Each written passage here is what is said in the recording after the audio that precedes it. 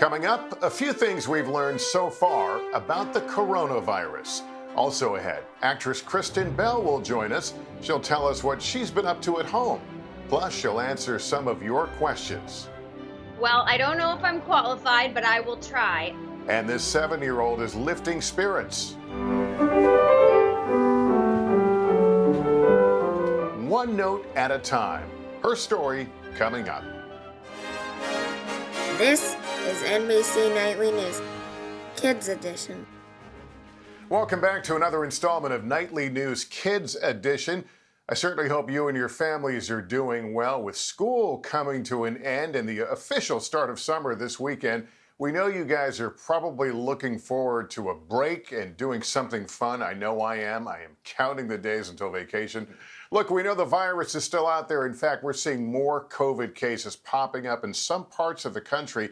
So really don't drop your guard right now. So let's begin with our fact of the day. Did you know PPE stands for personal protective equipment? You might have heard this term mentioned. PPE is what our healthcare workers wear to protect themselves, their patients, and others. Things like masks and goggles and gowns. It's been about 6 months since officials believe COVID-19 was discovered. So we asked our own Dr. John Torres to take a look at some of the things we've learned.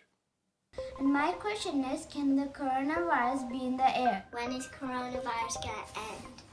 Can coronavirus live in water? And if it can't, is it safe to go into a swimming pool?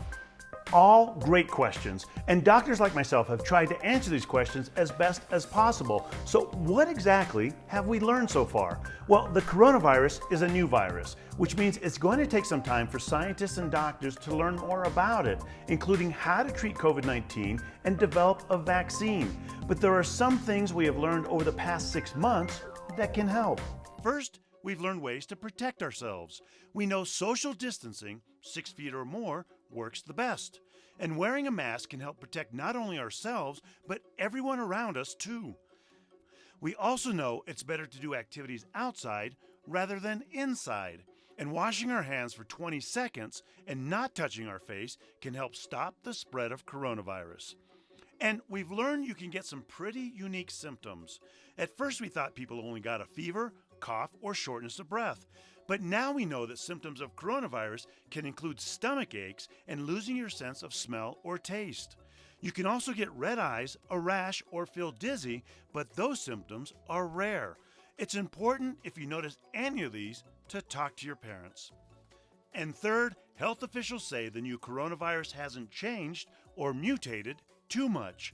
This is important information for developing a vaccine, and it means we probably only need to get 1 or 2 vaccine shots. This is different from the flu virus, which is constantly changing and requires a new vaccine every year. But remember, experts continue to study the coronavirus, and they're learning new things every day that may affect the vaccine. Hi, my name is Audrey, and I'm from Gainesville, Florida. My question is, if you have the antibodies from the coronavirus, can you still get sick again from it? Audrey, this is one of the biggest questions health experts are still trying to answer. Many experts think antibodies give you some form of protection, but they don't know how much or for how long. The good news is, so far there have been no reports of anyone getting sick twice. All right, Dr. John Torres, great information. I can't believe all we've seen in the last 6 months. Well, our next guest has been entertaining fans of all ages for a number of years. She's an actress, a singer, a mom. She once played a private eye and has been called a princess, of course. I'm Anna. Joining us now is Kristen Bell. Kristen, thank you so much for joining us. I've been dying to have you on this program. It's great to see you. How are you? I'm pretty good. How are you? I'm okay. I mean, we've all been in this experiment now for several months. You and your husband, Dax, you're raising 2 great kids. What's the biggest takeaway? What's the biggest thing you have learned from this new reality we were all thrust into? Wow, I think it sounds simple, but it's true. Getting to know my family again. I think that we can all suffer from confirmation bias, where you sort of think you know what someone's going to say or how they feel about something, but everyone has experiences every single day that change them. And so getting to know my family and that my kid doesn't like apples anymore, that my husband changed his opinion on this. It's been really eye-opening to spend this amount of time with my immediate family. It's fun to hear you say that because I've had much the same reaction working at home. I'm spending just more quality family time and having great conversations. So, as you know, on this program, we like to hear some of the kids' questions, and some of the kids have questions for you, Kristen. This first one comes from Hayden in California. Here it is. Hi, my name is Hayden Smith. I'm from Manhattan Beach, California, and I'm 10 years old. Now, I have some questions about quarantine. My first question is, what can I do to cure my boredom? My second question is, what can I do to keep my mom cool, calm, and relaxed during this time? Those are great questions, Kristen. You want to take both of them? Well, I don't know if I'm qualified, but I will try. Let's see. Curing boredom. Writing is a great way to cure boredom, and I do it very rarely, but it's sometimes you just got to do it just to feel the pen on the paper, and you never know what's going to come out of your brain. Also, anything that has artistic expression involved, painting, drawing, a dance party, never hurt anybody. But I would also say, I think sometimes boredom is good for us. There's nothing wrong with sitting down and just letting your mind explore. And as far as your mom goes, first of all, thank you for thinking about how others are feeling and thinking. I think that, moms and parents in general, they had to become teachers, and they're chefs now. And I think that what helps me the most is when my kids come up to me and they kind of take my hands and they say really softly, "Mom, are you stressed? Do you want to just breathe?" And it's just like a light bulb reminder that none of the little stuff is as important as I thought it was when my child asks me to take a couple deep breaths. I'm glad you shared that, because one of the things we talk about in this program is, adults get scared too. This is a very anxious time. We have another question. This is from Sydney in New York. Hi, Kristen Bell. My name is Sydney, and I live in New York. One of my questions is, how do you and your family stay active during quarantine? What about it, Kristen? That's a good one, because being active is pretty much my main priority. And I always reiterate to my kids that I don't stay active to have a certain body. I stay active to have a healthy mind. And in our family, we have a goal that everyone has to do something for their brain and something for their body each day, no matter what it is. Things that we do. Let's see. We've been playing soccer in the driveway quite a bit. And I'm always hesitant to play because I think I'm going to trip and fall, which I usually do, but man, it's way more fun than you remember playing soccer with your family. We also do a little bit of basketball, and we also roller skate quite a bit. My girls are on roller skates, whether they are outside or inside. And having been on roller skates recently as an adult, I will tell you, it's a heck of a workout. All right, our next one comes from Jordan in Sacramento. This isn't about COVID or staying home, but it's one I think a lot of people may be curious about. Here it is.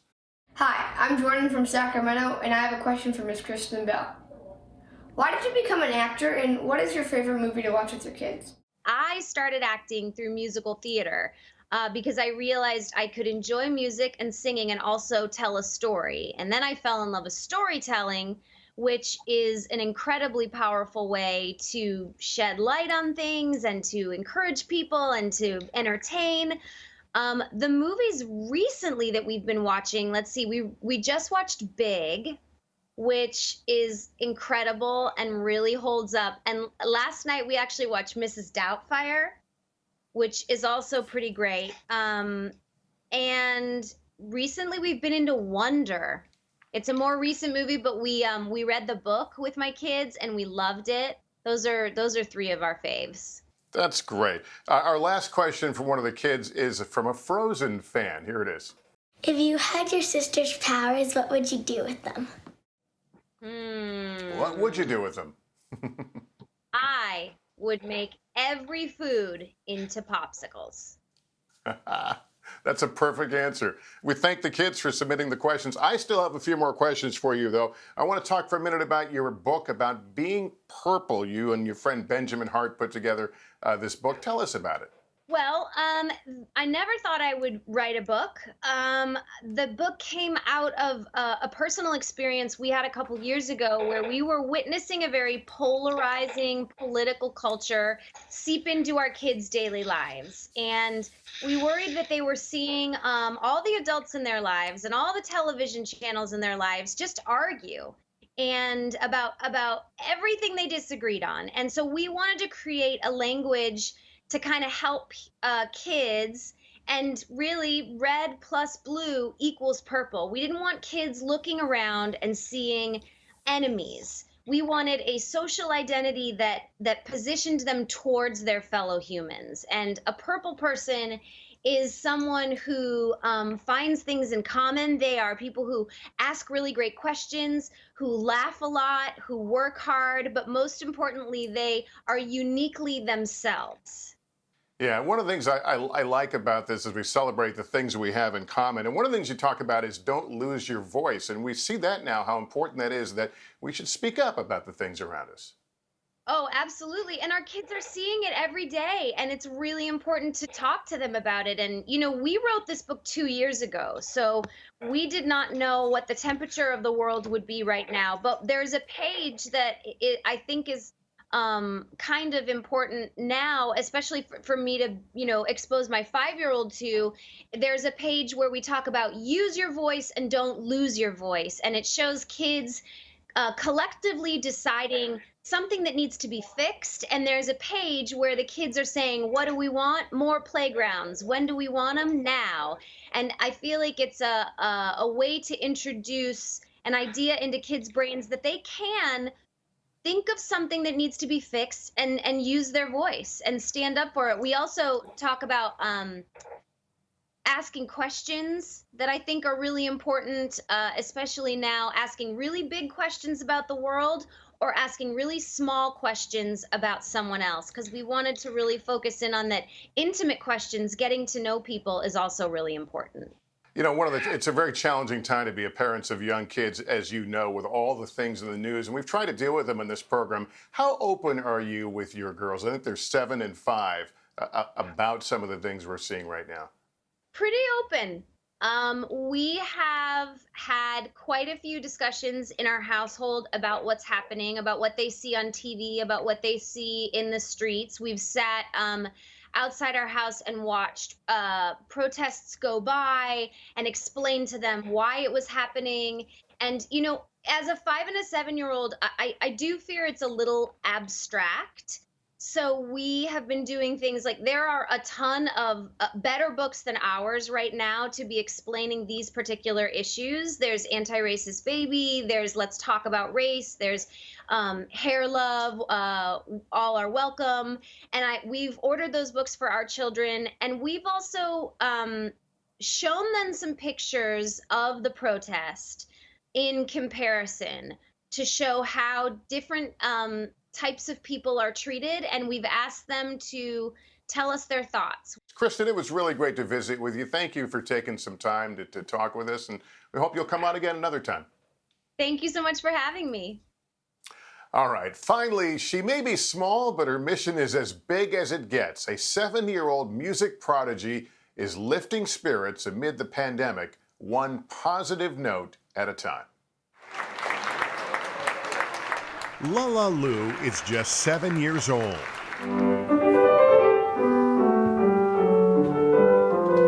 But she's already performed on some of the world's biggest stages. I love the lights on the stages and hearing claps and wearing beautiful dresses so I could feel very confident. Carnegie Hall. International competitions. And even a performance on NBC's America's Got Talent. But when the virus outbreak hit, the music prodigy wanted to use her talent to help soothe others. It makes me happy because I could spread love to people. When I play on the piano, they hear the sounds and have big smiles, and I know that they are loved.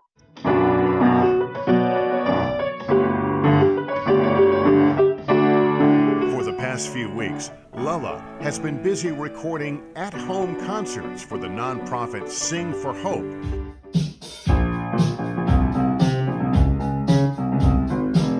Her music videos are played in senior homes, community centers, and hospitals. They will get stronger and feel love and fight the coronavirus together with me. And at last I see the light, and it's like the fog has lifted. A sweet and simple message that's music to our ears. Wow, what a future she has ahead of her. Keep playing that piano. Well, that is going to do it for us. Before we go, parents, just a reminder, if your child has a question, email a video to us at nightlynewskids@nbcuni.com. Also, send us a picture of your child and their dad doing something fun, and we'll try to feature them in our next Kids Edition show in honor of Father's Day. Thanks for watching, everybody. Please take care of yourself and each other.